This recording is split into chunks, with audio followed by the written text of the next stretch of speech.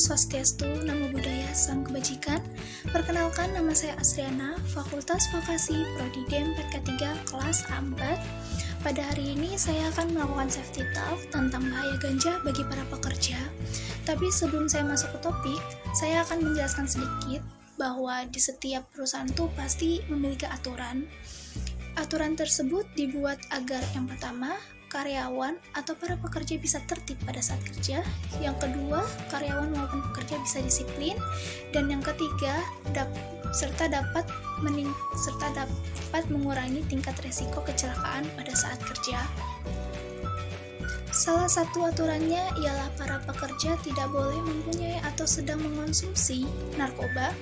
Kenapa sih narkoba itu sangat dilarang di perusahaan? Padahal efek yang ditimbulkan cukup menguntungkan bagi para pekerja yang memiliki jam kerja yang padat. Karena di Indonesia itu narkoba sendiri dilarang. Yang kedua itu, jika para pengonsumsinya itu tidak menggunakan dengan resep anjuran dokter, itu otomatis sudah ilegal. Yang berdampak pun bukan hanya ke pekerja yang dapat mendapatkan penyakit, tapi juga berdampak pada perusahaan yang bisa sewaktu-waktu dapat menurunkan reputasinya. Narkoba itu sendiri punya banyak macam jenis, ada morfin, LSD, ganja, opium,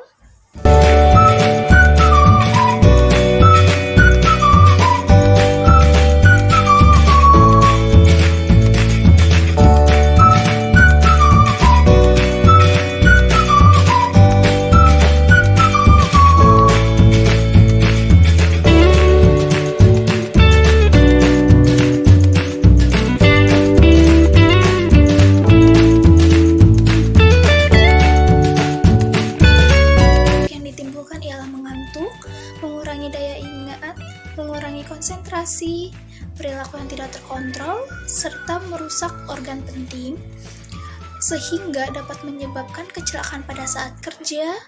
Dan yang kedua, mendapat tindak kekerasan, dan yang ketiga adalah mendapat penyakit kronis.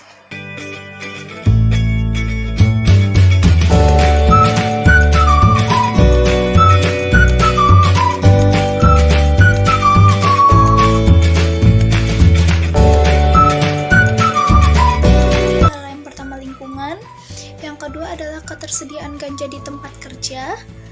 Yang ketiga adalah tekanan pada saat kerja yang dapat menimbulkan stres bagi para pekerja ataupun karyawan.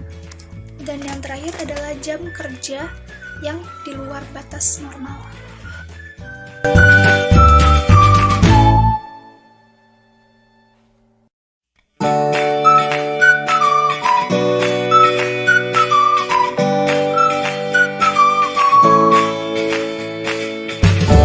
Saya sampaikan, ganja itu sendiri juga berdampak untuk perusahaan. Dampak yang ditimbulkan ialah produktivitas rendah.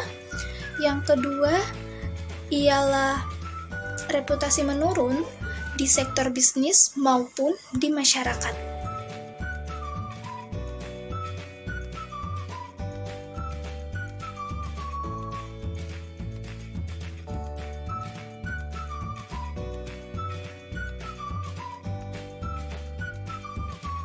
Oleh sebab itu, perlunya penyuluhan dan menindak tegas bagi para pengguna ataupun yang sedang kedapatan menggunakan ganja tanpa adanya resep dokter.